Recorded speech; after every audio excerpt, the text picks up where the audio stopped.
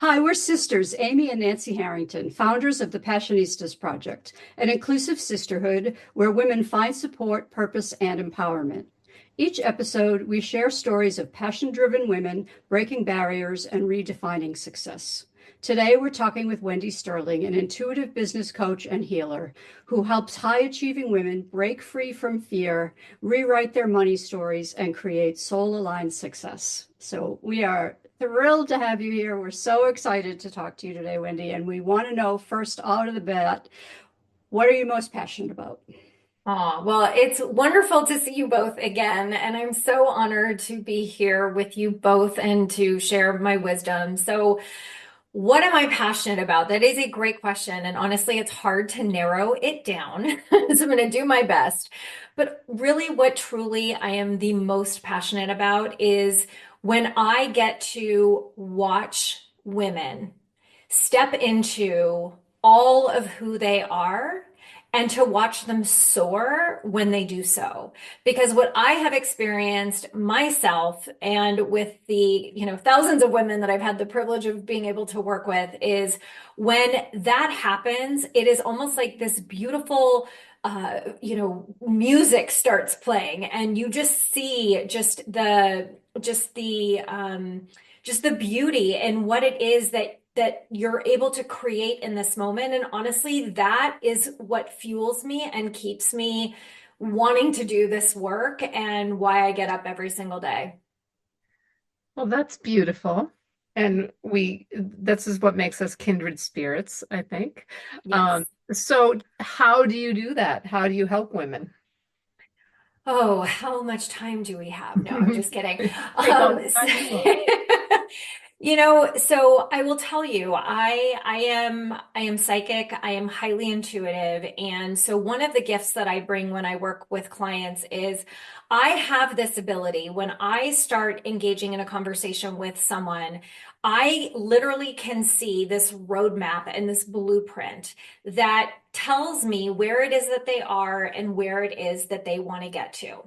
And in that vision that I see, the words that I'm hearing, what I'm able to really help my clients to do is it's almost like I coach them into seeing the vision for themselves and then helping them to see how it is that they can break down from where they are to where they want to be, breaking it down into these baby steps of where it is that, or how it is that they're going to get there faster. So I love playing with time and speed because as humans, I mean, we've created this whole thing called a clock and a calendar, and the universe functions on a very different timeline, and uses time very differently. And so the way in which I support my clients is teaching them to understand that the time that the universe supports us in creating what it is that we want is going to look different than the human clock and time that we're, kind of pushing and staying in like that doing energy of like pushing forward and trying to get something accomplished.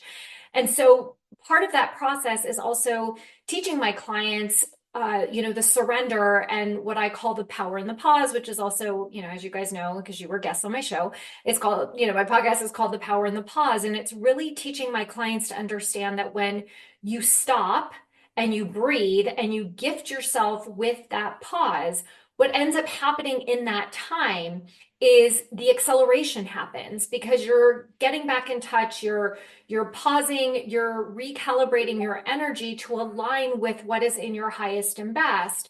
And so many of us believe in that or have bought into that hustle culture.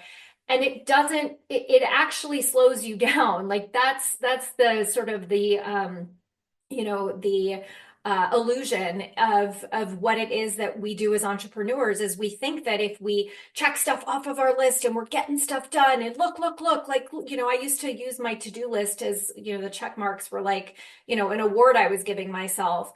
But at the end of the day, what it was actually doing, it was just keeping me on a hamster wheel. And when I stopped striving to check things off my list and instead I embraced being present and slowing down, all of a sudden, all of these amazing opportunities were coming my way.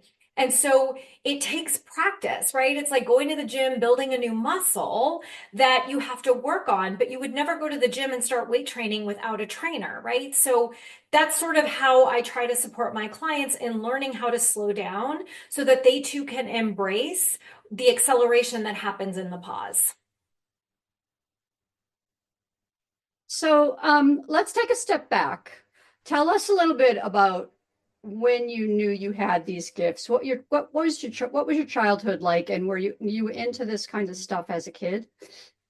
Yeah, so great question. Thank you for asking. So it's interesting because now looking back, I now can see it all having played out, and it didn't really hit me until I went through my divorce about 8.5 years ago that I had all of these abilities. So when I was a little girl, I was highly intuitive. And I know that because what I was told were imaginary friends were actually my angel guides.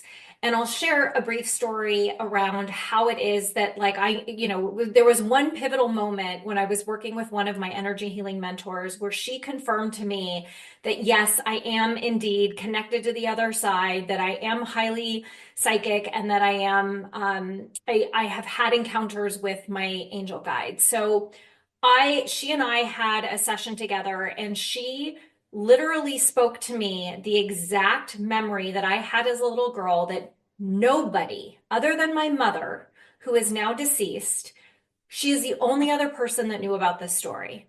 And it was when I went to an all-girls private school in San Francisco. And when I was about 7 years old, I remember during recess that I had sat on the bench and there happened to be a man sitting on the bench. Again, I went to an all-girls school. So when I came home to tell my mother the story, she she was like beside herself, right? Like, who is this man and why is he talking to my little girl? Right? And yes, we had male teachers at our school, but when I described him, it wasn't any of the male, like it wasn't the principal, it wasn't any of the male teachers at the school. And so my mother looked at me and she said, Wendy, it's let's just not share this. Like, this is an imaginary friend. It's great that you have an imagination, but like this didn't happen. And I remember thinking to myself, but it did. Like, I was so confused why my mom didn't believe me. Now, when I was with my energy healer and my mentor, and she was training me, she literally said to me the exact experience that I had on this bench at my school, at my elementary school. And she went a step further, and I never told anyone his name because he told me his name. And she told me I'm getting like full body chills, by the way. And she told me his name. And I started crying. And she was like, "Are you okay?" And I was like, "I have never told anyone this story. I have never told anyone this man's name." And I was like, "Thank you. Thank you for just reflecting back to me that this was not me being crazy." Now, understand that I also grew up, I am the granddaughter of Holocaust survivors on two sides of my family. So my whole family just wanted to fit in. We didn't want to be known as immigrants. We didn't want people to know, that we weren't from this country. And so my mom, there was that fear that was passed down, right? So my mom, looking back, I mean, my mother and she was my best friend and we were so close. And I can understand how at that time it was, I mean, someone would have sent me off to the loony bin if I, if this had gotten out, right? Especially if my grandmother found out, like, oh my God, all hell would have broken loose, right? So it was something that I knew was real. And I had started to kind of tap into this.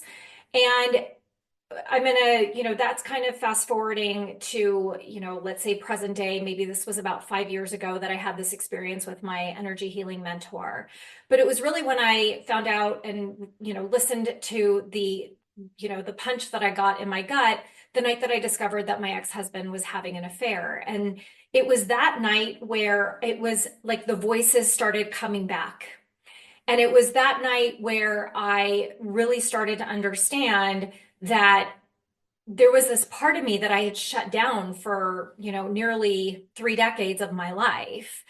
And so slowly but surely it started coming back to me. And it really enables me to be able, I think there was for probably like the first 5 years of my entrepreneurial career, I was terrified of telling anybody I was psychic or that I had this like intuition publicly. My clients knew, the women that worked with me knew my gifts, but I was afraid to really kind of like really come out and be really vocal about this. But the more I started working with my clients and the more I started tapping into that piece of me, I would see visions of clients from their childhood that, again, nothing was ever shared with me, but I could see these images, I could see these experiences, and they would look at me and go, how did you know? Like I had one client who she tried out for the role of Annie, like the movie Annie that we all have seen with Carol Burnett, right? And she had tried out for that. I had no idea. But like when she and I were doing some work together, all of a sudden I saw her at this age standing on a stage singing The Sun Will Come Out Tomorrow, right? Tomorrow is the song, Tomorrow. And I saw her singing the song. And she just was like, how the hell did you know? She's like, literally, very few people know that I tried out for this role. So over time, like I've started to get more comfortable with that part of myself.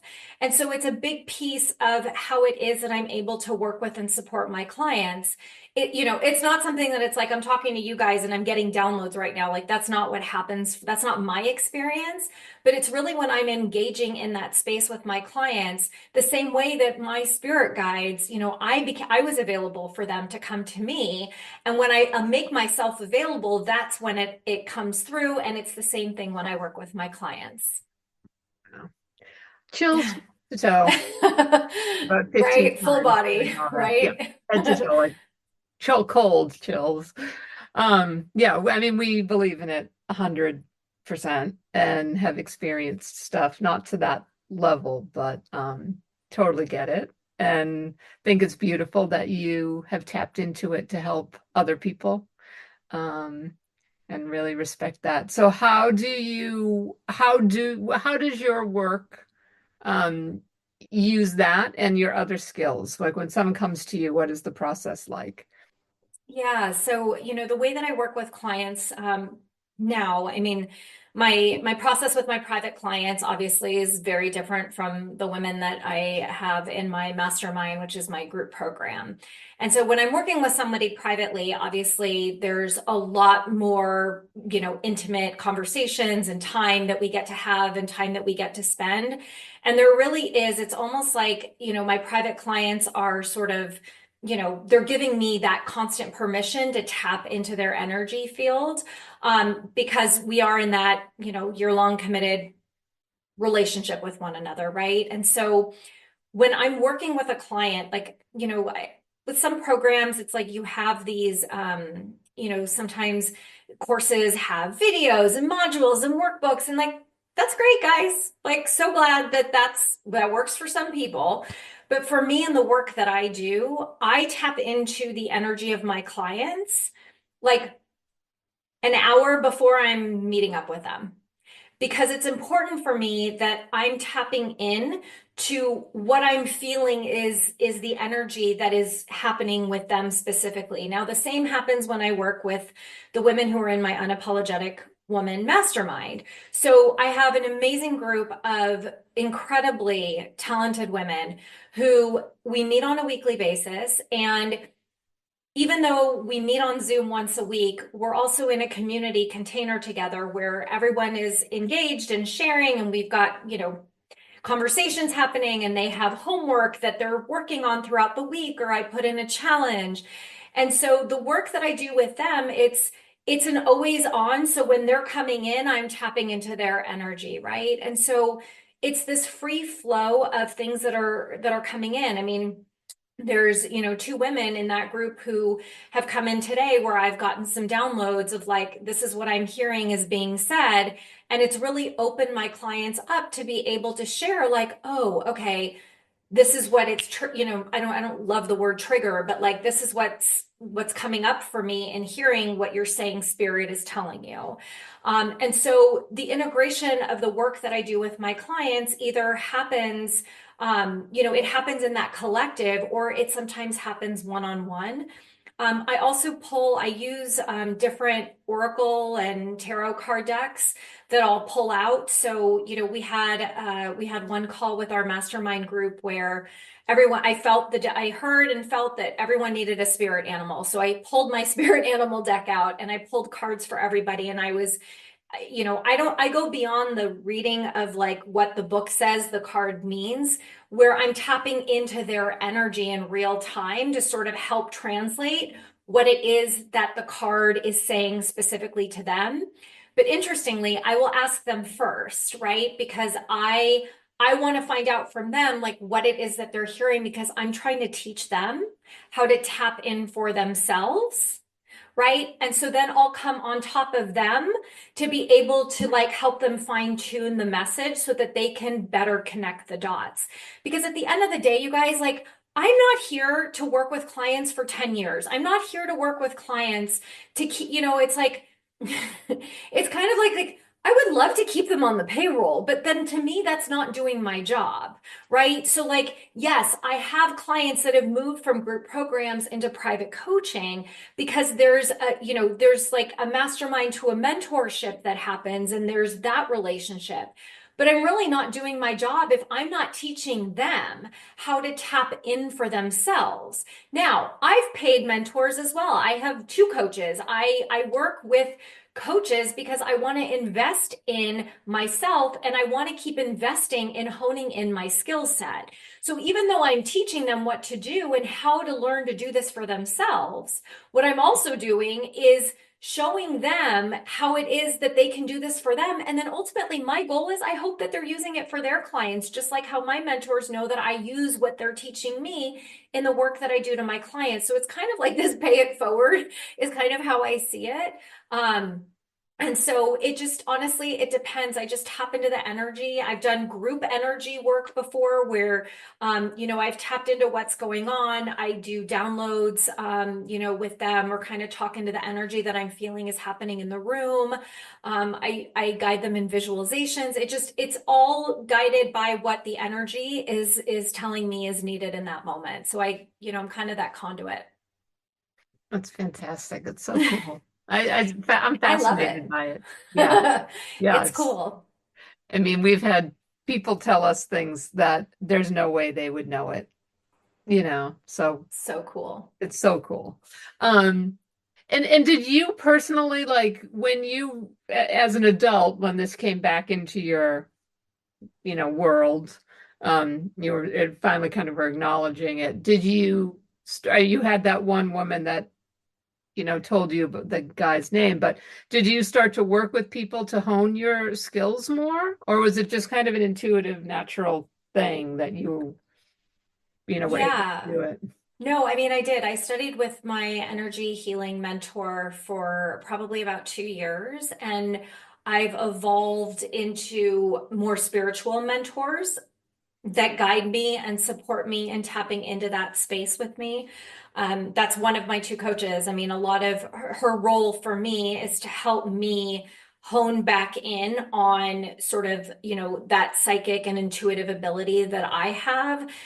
Because here's the thing, right? We're so good at this for other people, but when it comes to ourselves, we're like, that's where we need the accountability, right? And so as I'm doing like, and I say this to my clients too, like you really only need to be like 1 to 2 steps ahead of your ideal clients in order for you to really support and help them to guide them on their journey.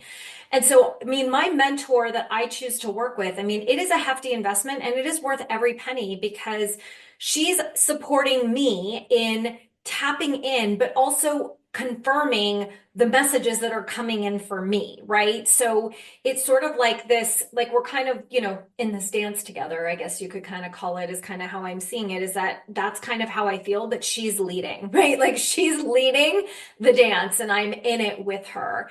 And that's very much kind of how I feel like my role is with my clients. And I believe that it is a muscle that we all have the ability to use and to tap into. And it is a muscle that does require practice, right? Because it requires practice because there's, not to go too off the radar, but like there's almost like, you hear so many times that, you hit that next glass ceiling, right? And then it's like you got to break through that and you got to break through that. And so it's not just fine tuning the skills you have. It's also learning how, okay, now what? Okay, what's next now? What's the next thing, right? And it's also not up to you around how it is that you're going to be that receiver of that information. So part of the practice is paying attention and being in that place of consciousness where you're listening and you're learning to distinguish and decipher between what is spirit and what is fear. And I've honed in on. I mean, one of the big things that I teach is understanding the difference between fear and intuition. And the way that I do that is by teaching my clients about the sensation in their body, because it's very different. When you're in fear, it's activating you in a very specific way, versus when it's your intuition, it feels completely different. So a lot of the work that my mentor has taught me, and it's different than what happens for her, but she knows that for me it's different. It's like a sensation. I feel things in my body. And so I know when messages are coming in, to know the difference between like what is in my or my client's highest and best versus what is the voice of fear or my ego, or sometimes it could be dark energy that's messing with me. And so that practice in and of itself is what I work on. I mean, I work on it every day. I tap in every day. I'm not a girl who like can sit and meditate for 30 minutes. That is not my jam. I am like 5 to 8 minutes. I do my tapping in, I do my listening and asking, for me, it's God and my spirit guides to, guide me in my highest and best each and every day. What is it that I need to know?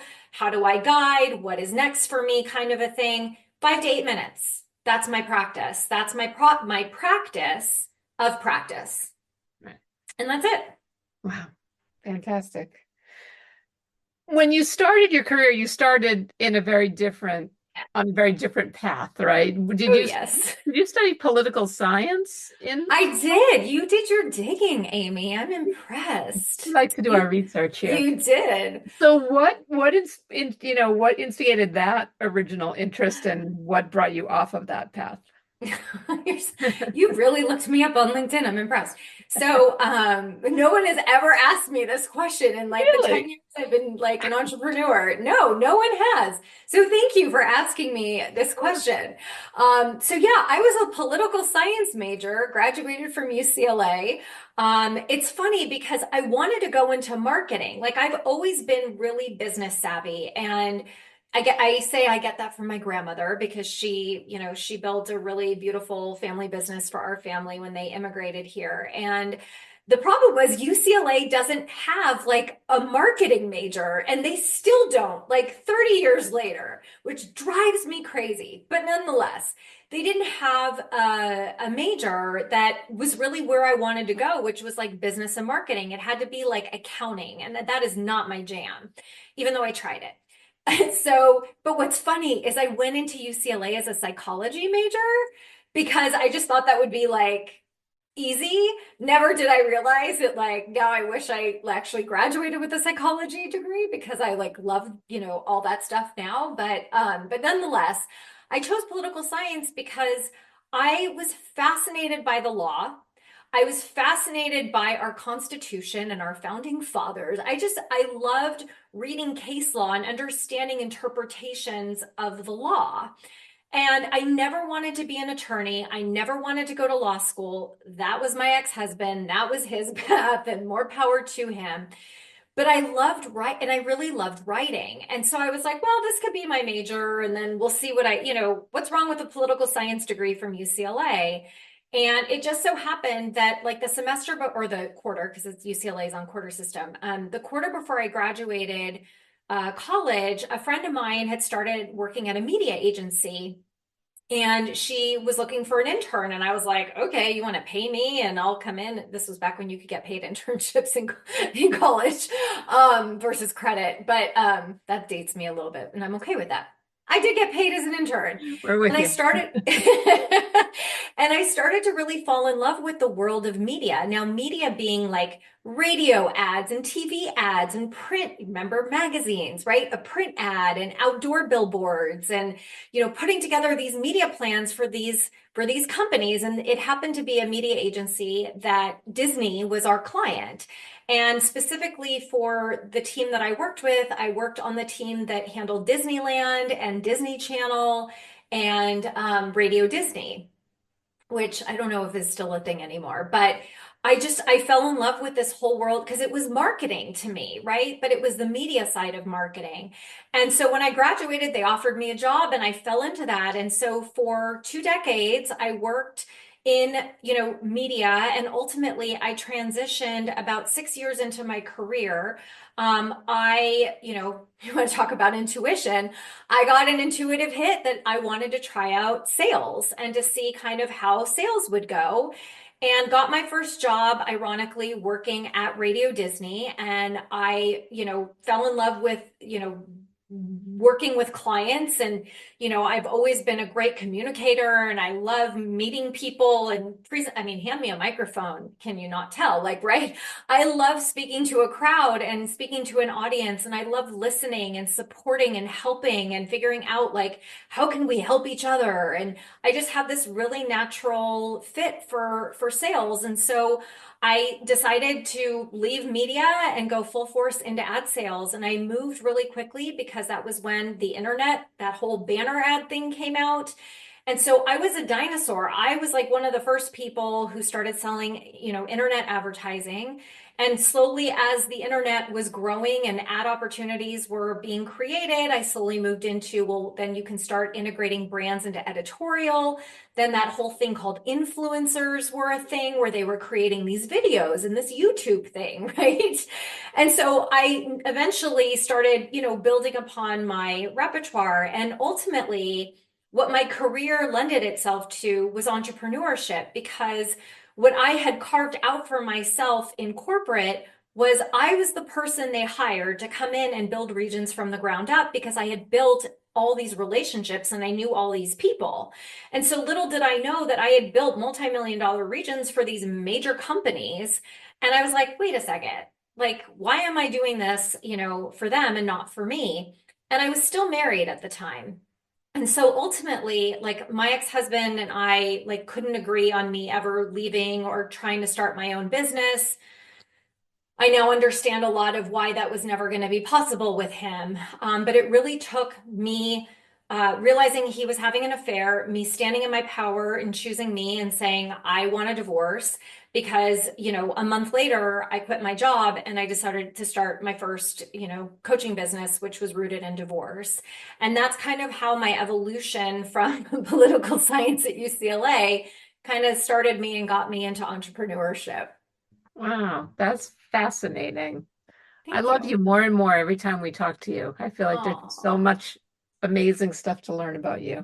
thank you. I You're can one. beat you in the dinosaur department too, because my job in marketing and advertising was newspaper print ads. Oh, yeah, newspaper. I mean, that was my, you know, do you remember Stuart Anderson's Black Angus? Do you remember that restaurant chain? Yeah, it was big here in SoCal, right?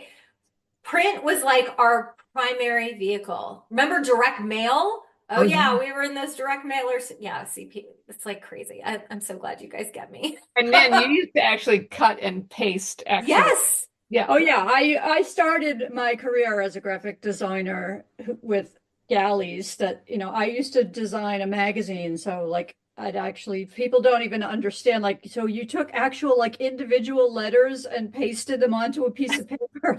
Yes, yes, I did. Yeah, we grew up with a father in advertising who our house always smelled like that spray on glue stuff. Yeah. Greymount. Yeah. No, I Toxic. remember that stuff. Like, Hmm. oh my God. Yeah, you guys are bringing me back in a good way, but at least I'm in good company, right? Definitely. So funny. So funny. So let's talk about more what you do now. We've read about some of the techniques you use, and I'd love to hear more about them, including sound healing and theta healing, I think it is. So what are those? Explain those to us and how those work. Yeah, so the energy healing modality that I am certified in as an advanced theta healer, is theta healing. And so theta healing was founded by Viana Stibble, and essentially it is, you go into that theta brainwave state. There's a meditation that guides you into that place. And it's that state, anyone can do this, by the way, but it's that state that you get into right before you fall asleep. And so there's a visualization that I go into when I work with my clients where I get myself into that space. And in that space is where I connect in with, we call it creator. So that is God, whatever entity other people identify with. But for our sake, it is creator of all that is. That is how that's what we call it. So you go into that state to be able to connect with creator. And prior to that, I'm working with a client to do, a lot of curiosity with questions and digging and trying to really get to the root of what are some of the beliefs that you are holding on to that are no longer serving you. And so I work with creator to support my clients in shifting those beliefs, in shifting feelings or downloading different feelings or whatever it is that, we're working on. And I mean, there's a million different ways that I can tap in and work with clients with creator, but essentially I am telling creator what it is that I want creator to do based on what the client has given me their okay and their sign off on what it is that they're agreeing to have the energy shift in them about. And then I command creator to execute, and I witness what it is that I'm seeing, feeling, hearing, whatever it is. When I started my first business, a lot of the theta healing work I did was around energetic divorce and disconnecting cords of my clients that they had with their former spouses. And so now that I have shifted more into working, with high achieving business women, and divorce isn't, those ties aren't necessarily something that I work with anymore. It's a lot more around money stories, right? So we have these money stories that have been passed down to us where they have served us because they've gotten us to where it is that we are, right? Like I have a money story from my family that money needs to be hidden. You don't tell people that you have money because they're going to take it. Well, that served my family because it kept them safe, right? So this story served a purpose. Until now, it doesn't serve a purpose anymore for me. So I've done work, on myself, and work I do with my clients. It's around changing what the money story is. It's like you are safe even when you have money, right? So instead of connecting that in order to feel safe, I have to have money, right? So I do the work with my clients to be able to understand and to see that the stories that have supported prior generations no longer serve them. So how do we rewrite them so that you and future generations aren't bearing the energy burden? It's not passed down through your DNA anymore. And how is it that it's going to unlock and open you up to the wealth and the abundance that you desire, for example? So that's how I integrate it into the work that I do with my clients. I'm a sound healer, so I use sound bowls. My two bowls are amazing and one of a kind. The bowls choose you because, for anybody listening, I don't know if anyone has sound bowls or has played them before. But man, when you're looking to buy one, they vibrate up through, like it just vibrated throughout my whole body, these two bowls. And it didn't happen with any of the other ones I played. And so I use them. The bowls specialize in working the sacral chakra and the heart chakra, which tend to be the two that I work with clients the most on. And so I use the bowls to play. I use them more with my private clients than anything else. And I will record sound bowl, like I'll play the sound, like a sound bath basically, and I'll record that. I don't do like big sound baths the way that a lot of people do. That's not my specialty. For me, it's really more of like a one-to-one because I'm feeling into the person's energy to be able to play them in a way that they feel the healing that comes from the music. I'm a really big believer in frequency. And because our bodies are made up predominantly of water, we have the ability to impact our body's frequency and our state of being through sound and through music. And so that's when I'll bring the bowls in for my clients to be able to listen to it, to like, kind of support them where it is that they are or with whatever it is that we're working through together. Amazing. What other music do you listen to besides that when you're wanting to tap into energy? Is there something you put on? I'm not really biased. I mean, I'm a Spotify girl, so I'll go into a Spotify playlist that someone's created that is, meditation music. I mean, I listen to whatever that sleep frequency is, like I put that on at night and I do sleep with that music on. But for me, like I don't have like I'll just go to a Spotify playlist and put some meditation music on for myself. And I do that like when I lay down and do like my 5 to 8 minute connecting in with God and spirit every day. Like I put I put a timer on and I put my music on and I just I have a bench here in my, like a window bench in my office, and I just lay there and I listen to whatever comes in, and the music is there too. I mean, I've done like, I know YouTube has like some really good guided meditations as well. I lead my clients in meditation, but I don't listen to them myself. Like I do it with them, like I'm in the meditation with them, but when I choose to lay down myself, I just listen to Spotify music. Good question. I've never been asked that before. You guys are like fantastic hosts. It's good. Thank you. We have lots of practice. So for someone who's just starting out and feeling really overwhelmed with the idea of building a soul-aligned business, what advice would you give to them? Breathe. Truly, I mean, really, I would say breathe only because, and this is what I would tell myself so long ago too. When you're trying, like when you're in that energy of like trying and like, why isn't it coming to me? And like your energy is like, it's not open to receive what's coming through. What I would honestly say to somebody is, really ask yourself, like, what is it that you love about what you've done in the past? Or what is it about, work that you've ever done or interactions with people that like really excites you, right? Like, if you had asked me if I would be an entrepreneur, like, I would have thought you were crazy, right? I was like, I was a corporate girl. I was moving up the ladder. I wanted my VPs, my SVP title, like whatever. And finally got over that. But when I really look at the end of the day, what I'm really, really good at, I'm really good at, it's so funny. One of my former colleagues reflected this back to me when I had just left corporate and I was starting my coaching business. And she's like, Wendy, you've always been good at this. And I was like, yeah, I have. Like, that's why I'm doing this. But I've always been really good at hearing what other people say and being able to reflect back to them what it is that I'm hearing that they can't figure out for themselves or they're just not paying attention to.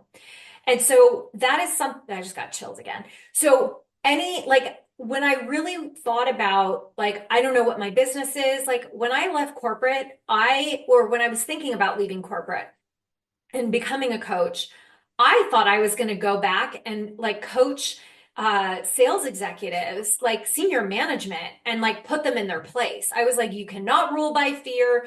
People live with anxiety every day because of you. You judge people by numbers. This isn't okay. And I was like, I'm going to go back and I'm going to, right? Like I was on my high horse and like, and the energy was so wrong.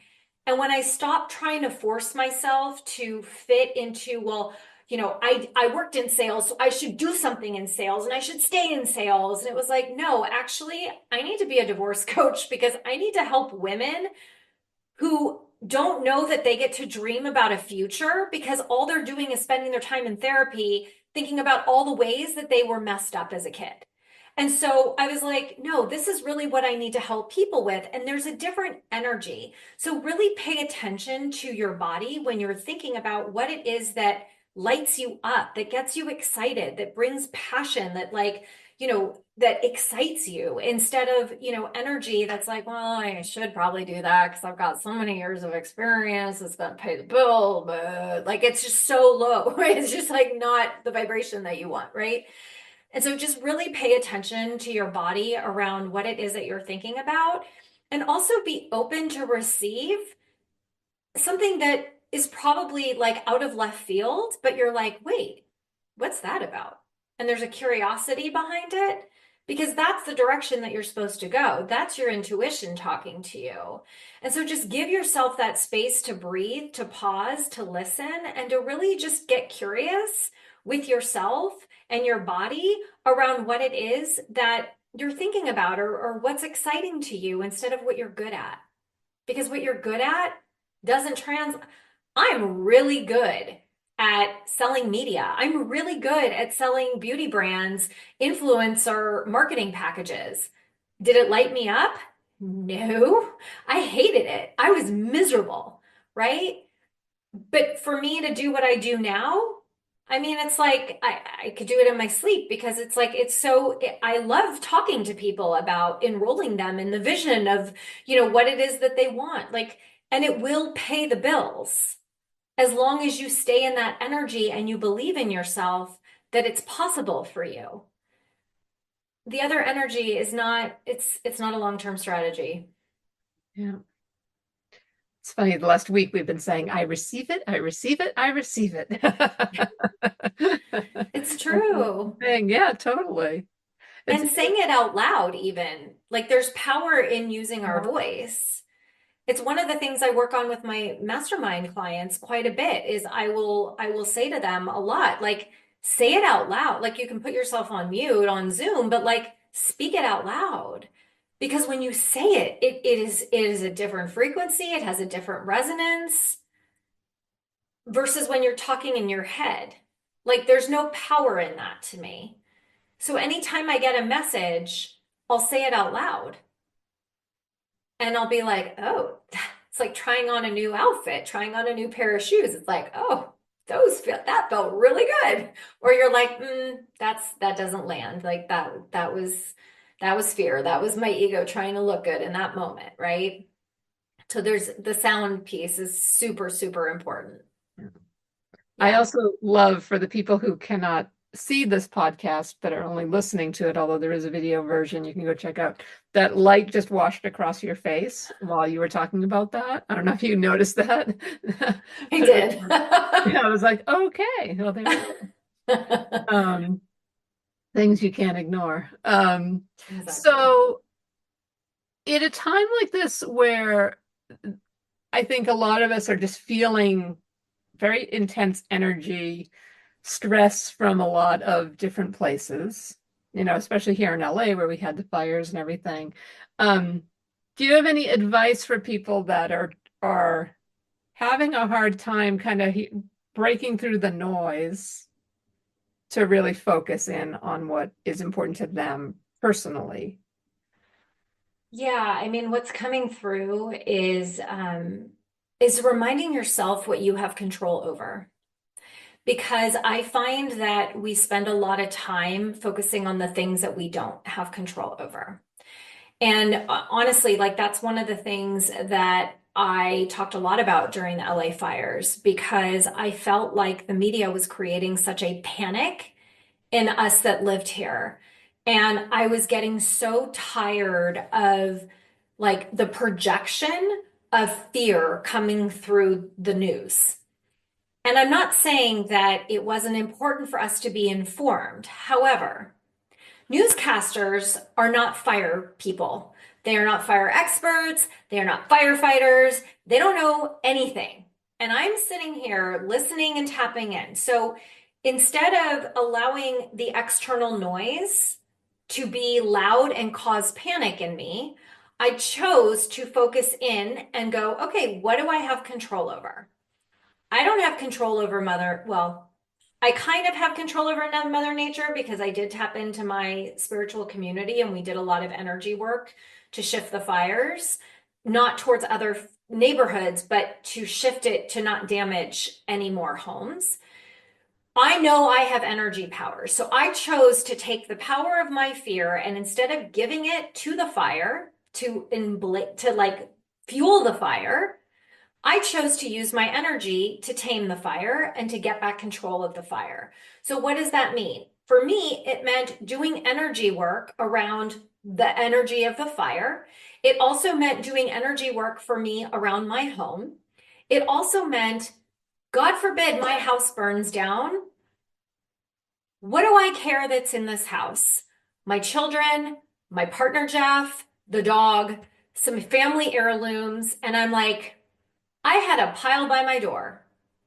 That is it. Nothing else here in this house at the end of the day mattered. What do I have control over? I have control over my health. I have control over the things that I want to take out of my house. I don't have control over anything else. I already had my plan. I already knew where I was going if we had to evacuate. Like I focused on what I had control over because to me, then I was good because I was like, okay, I have my plan, right? So when you put your energy back into what it is that you actually can use it for good for, it is amazing what you can create, how much calmer you become. Because at the end of the day, like, you don't have control over things that you don't have control over. And I find that, I don't buy into the fear anymore. I can't. It is exhausting. It is a waste of my energy because I know how to best use my own. So if you guys can just take a breath and just really focus around and think about what is it that I have control over in this moment and stop worrying about everything else that you don't have control over, right? Whether that is, politics, Mother Nature, your ex-spouse, your mother, your father, your sister, like your brother, your kids, like whatever it is. Because when you realize what you actually do have control over, man, are you a lot calmer. I do that. I like teach my kids this, right? They're like freaking out. I've got one son in college and he's like freaking out about his grade. I was like, dude, it's going to be what it's going to be. Did you do your best? Did you try your hardest? Yes. Okay, well, let it go. Just you do better on the next one. Like, what do you have control over? How you perform on the next test. Stop focusing on the one that you just took, right? So like, it's just, again, it's a practice. It takes a little bit of time and man, you're gonna live a lot calmer life if you focus on what you have control over, my friends. Absolutely. Absolutely love that. So I can't imagine anyone listening to this and not wanting to get in touch with you and work with you. So how does somebody do that? Oh, you're so sweet, Nancy. Thank you. Well, the best way to find me is, of course, well, there's a bunch of different ways, I suppose, but you guys are welcome to email me if you just want to have a conversation. Like, I'm always open to talking and just helping to reflect back what it is that I'm hearing. I'm really good at that. I always offer those calls, but you're welcome to email me, Wendy at wendypagesterling.com. You can also find me on social media at Wendy Paige Sterling. Facebook, Instagram, all the grams that I'm on.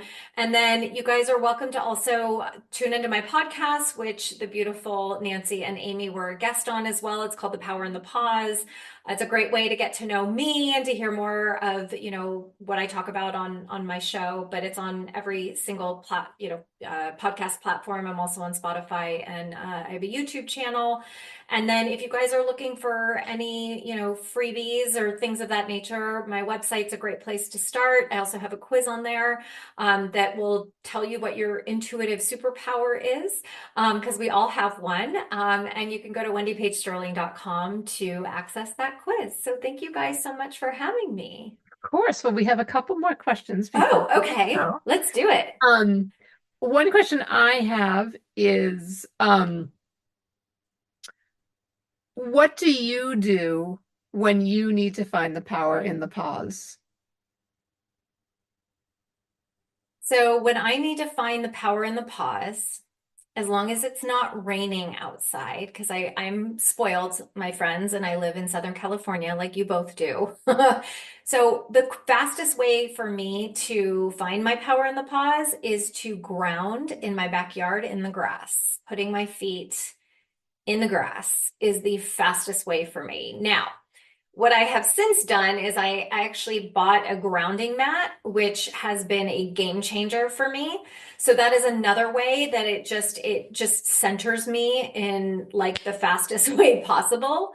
But I prefer to be outside in the grass, in the fresh air, and I just give myself 5 minutes to really tap into it's more of like that's how I clear myself of any external to then be able to, as I said, like I do my 5 to 8 minute meditation here in my office, but I'll do that first. I'll fresh air, being outside and grounding, and then coming in and taking that meditation time is crucial to every single day.